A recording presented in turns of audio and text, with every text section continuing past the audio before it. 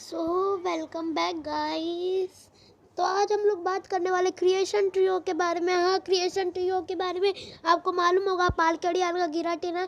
आज हम लोग इन्हीं में से ही सबसे ज़्यादा स्ट्रॉन्गेस्ट पोकेमोन को निकालेंगे। हाँ तो इनमें से मैं सबसे पहले बताऊंगा कि इनमें से सबसे पहले नॉकआउट कौन होगा। इनमें से सबसे पहले नॉकआउट होगा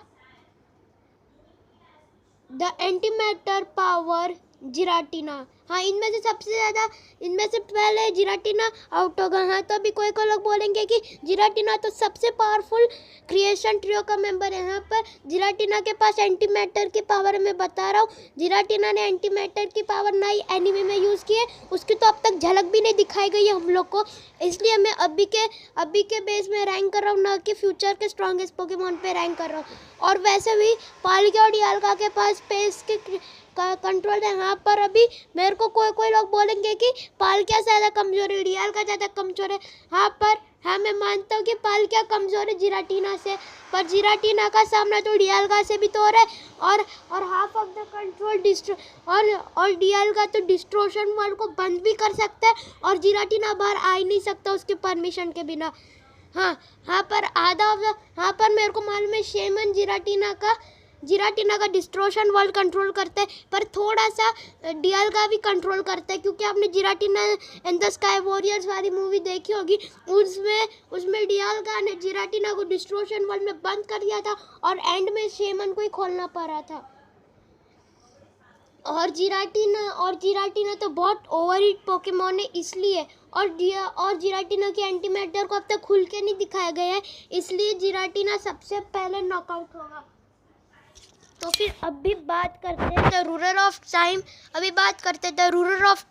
और द रूलर ऑफ स्पेस के बारे में। इन दोनों में अभी कौन जीतेगा, पहले मैं बताता हूँ आपको डियालगा के बारे में। डियालगा रूलर ऑफ टाइम है, वो उसका सबसे ज़्यादा पावरफुल मूव है रोर ऑफ टाइम, जिसने पालकिया का पर्ल तक तोड़ के रख दिया था।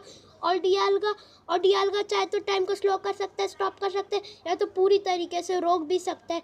हाँ, तो अभी बात करते हैं पालकिया के बारे में। पालकिया एक स्पेस को कंट्रोल करते हैं, और उसका सबसे ज़्यादा पावरफुल मूव है स्पेशल रैंड अगर किस पे पड़ गया, वो पोकेमोन उठता नहीं, उड़ जाता है। हाँ, तो अभी बढ़ते फाइनल कंक्लूजन की तरफ। हाँ, तो अभी बताता हूँ कौन सबसे ज़्यादा बेस्ट है।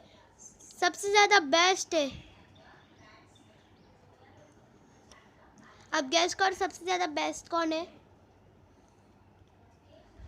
मैं ही बता देता हूँ सबसे ज़्यादा बेस्ट। इनमें से सबसे पहले डियालगा जीत जाएगा। हाँ, डियालगा क्योंकि डियालगा के पास टाइम की पावर है, वो टाइम को स्लो कर सकता है, फास्ट कर सकता है, या तो पास्ट प्रेजेंट और फ्यूचर में टाइम ट्रैवल भी कर सकता है, सैलिबी के जैसे। और भले ही पालकिया ने डियालगा को हरा दिया होगा, अगर पालकिया ने डियालगा को हरा दिया होगा तो डियालगा वापस से टाइम में जाएगा, एक अच्छी स्ट्रेटजी सोचेगा, और पालकिया की एक्शंस को भी देखेगा कि वो किधर से अटैक कर रहे हैं, और मेरे ओपिनियन में डियालगा जीत जाता है।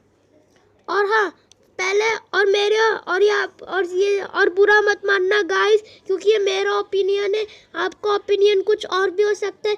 तो मेरे ओपिनियन में डियालगा सबसे फर्स्ट आएगा, फिर पालकिया सेकंड आएगा, फिर जिराटिना थर्ड आएगा। तो फिर ये तो मेरा ही ओपिनियन था, आपको बुरा मानने की कोई ज़रूरत नहीं है।